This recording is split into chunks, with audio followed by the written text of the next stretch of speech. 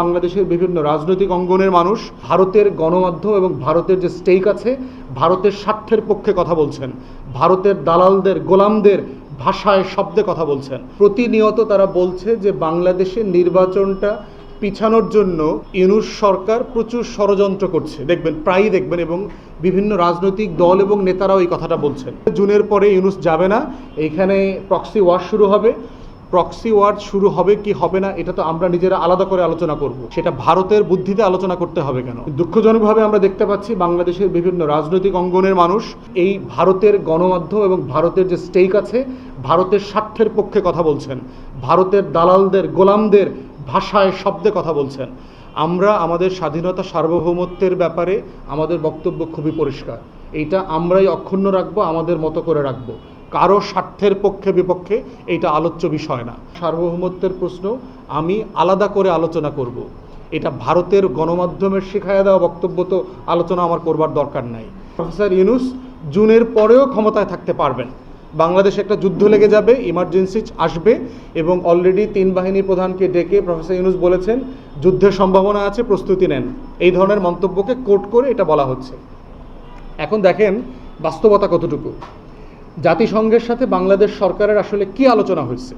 তাদের বক্তব্য হচ্ছে যে এই রোহিঙ্গাদেরকে দিয়ে এই অঞ্চলটাকে ঘিরে যেহেতু বার্মা অ্যাক্ট আছে, আমেরিকার স্বার্থ জড়িত আছে, কংগ্রেসের আইন আছে, তারা চাচ্ছে এইখানে চায়নাকে নিয়ন্ত্রণ করবার জন্য তারা একটা যুদ্ধ চাপিয়ে দিতে চায়, এবং এই ছায়া যুদ্ধটা তারা করবে হচ্ছে এই আমাদের রাখাইনের সাথে যে বাংলাদেশ সীমান্তটা আছে এই সীমান্তকে কেন্দ্র করে।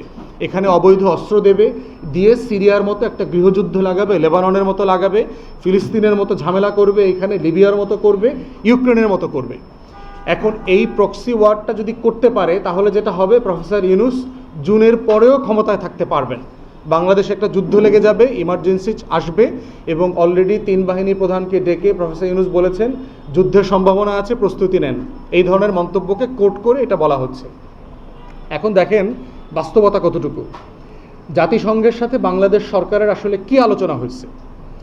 আপনাদের মনে থাকার কথা যে রোহিঙ্গা ইস্যুটা কিন্তু অলমোস্ট মৃতপ্রায় হয়ে গেছে হাসিনার আমলে।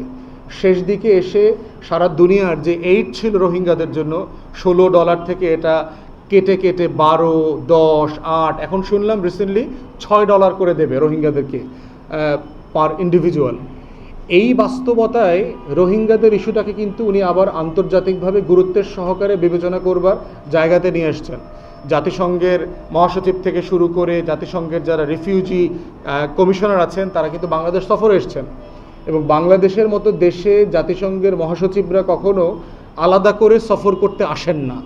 তারা অন্য একটা সফরে যাবার সময় 4 ঘন্টা, 6 ঘন্টা, 8 ঘন্টা যাত্রা বিরতি করেন, কিন্তু বাংলাদেশে তিনি 3-4 দিন ছিলেন। এটা বোঝা যাচ্ছে যে বাংলাদেশে প্রফেসর ইউনূসের আমন্ত্রণে এইটাকে উনি কত গুরুত্ব সহকারে দেখেছেন। এরপরে প্রফেসর ইউনূস সহ জাতিসংঘের মহাসচিব কিন্তু আপনার রোহিঙ্গাদের রেফিউজি ক্যাম্প ভিজিট করতে গেছেন, সেখানে তিনি রোজা পর্যন্ত রেখেছেন ওই দিন, এবং রোহিঙ্গাদের সাথে ইফতার করেছেন।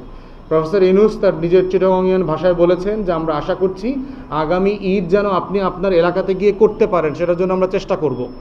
অতএব সেই বাস্তবতায় যেটা করা হচ্ছে, আপনারা জানেন যে ওই পাশটাতে কিন্তু এখনও মারামারি চলছে, প্রচুর নৃশংসতা চলছে রোহিঙ্গাদের উপরে। আরাকানের বিভিন্ন অঞ্চলে এখনও তাদের বাড়িঘর জমিজমা জ্বালিয়ে দেওয়া হচ্ছে, এবং রোহিঙ্গারা আছেন এখন চরম বিপদে। সে কি বার্মিজ সরকারের পক্ষে যুদ্ধ করবে, না যারা বার্মিজ সরকারের বিপক্ষে যুদ্ধ করছে, যে ব্রাদারহুড আছে, এখানে আরসা আছে, আরাকান আর্মি আছে, কার পক্ষে যুদ্ধ করবে?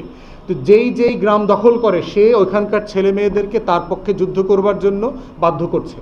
এই বাস্তবতায় যারা অস্বীকার করছে তাদের আবার বাড়িঘর গ্রাম জ্বালিয়ে দিচ্ছে, এবং প্রতিনিয়ত রোহিঙ্গারা পালিয়ে বাংলাদেশে চলে আসছে। বাংলাদেশ সরকার জাতিসংঘের সাথে আলোচনা করছে যে ওইখানে রোহিঙ্গাদের গ্রামের ভিতরেই একটা সেফ জোন করা যায় কিনা, যেখানে রোহিঙ্গাদেরকে পালায় আর বাংলাদেশে রিফিউজি ক্যাম্পে যেন আসতে না হয়। কারণ আপনি জানেন যে সংখ্যাটা বাড়লে বাংলাদেশের জন্য বোঝা বাড়তেছে। তো সেইখানে একটা রিফিউজি ক্যাম্প যদি করা যায়, যেই ক্যাম্পটা জাতিসংঘের তত্ত্বাবধানে চলবে, এবং তাদেরকে তো আবার এইড দিতে হবে। এই যে জাতিসংঘ আমাদের রোহিঙ্গা ক্যাম্পে যে প্রতি মাসে খাবারটা দেয়, এই খাবারটা তো ওই পাশের ক্যাম্পেও দিতে হবে যদি করতে হয়। তাহলে সেই ক্যাম্পের খাবারটা কিভাবে দেবে? সেই খাবারটা পৌঁছানোর জন্য বাংলাদেশ সরকার বলেছে যদি বাংলাদেশের সীমান্ত দিয়ে সেখানে খাবারটা পৌঁছাইতে হয়, ওষুধটা পৌঁছাইতে হয়, সেইটার জন্য বাংলাদেশের অন্তর্বর্তীকালীন সরকার রাজি আছে এবং প্রস্তুত আছে, এতটুকু। এখন এটার ম্যানেজমেন্ট কী হবে সরকার বলেছে, সেটা হচ্ছে যে এখানে টোটাল সিকিউরিটি বর্ডার বাংলাদেশ নিয়ন্ত্রণ করবে। জাতিসংঘ শুধু হচ্ছে এইডের ডেফিনেশনে যে শরণার্থী শিবিরে কি কি খাবার যেতে পারে, খাদ্য, বস্ত্র, আপনার ঔষধ, এরপরে হচ্ছে ট্রিটমেন্ট যে সামগ্রী আছে, এর একটা তালিকা আছে। এই তালিকাটাই শুধু জাতিসংঘের ব্যানারে ভিতরে যাবে। এবং এইটা কিন্তু এতটুকু পর্যন্ত নীতিগত একটা আলোচনা হয়েছে, কিছু দেওয়া কিন্তু এখনো হয় নাই। এবং এই দেওয়ার আগেই ইন্ডিয়ান মিডিয়ার মাধ্যমে বাংলাদেশের রাজনীতিবিদ এবং রাজনৈতিক দলগুলোকে খেপায় ফেলছে যে এই যুদ্ধ চলতেছে, এই যুদ্ধ চললে জুনের পরে ইউনূস যাবে না, এইখানে প্রক্সি ওয়ার শুরু হবে। প্রক্সি ওয়ার শুরু হবে কি হবে না এটা তো আমরা নিজেরা আলাদা করে আলোচনা করব, সেটা ভারতের বুদ্ধিতে আলোচনা করতে হবে কেন।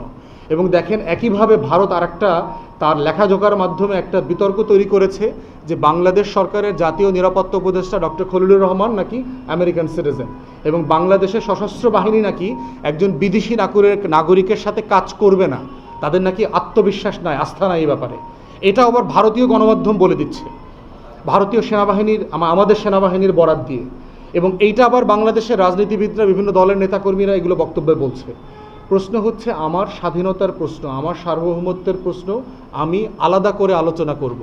এটা ভারতের গণমাধ্যমের শিখাইয়া দেওয়া বক্তব্য তো আলোচনা আমার করবার দরকার নাই। আর ডক্টর খলিলুর রহমান আমেরিকান নাগরিক না, এটা উনি পরিষ্কার করেছেন।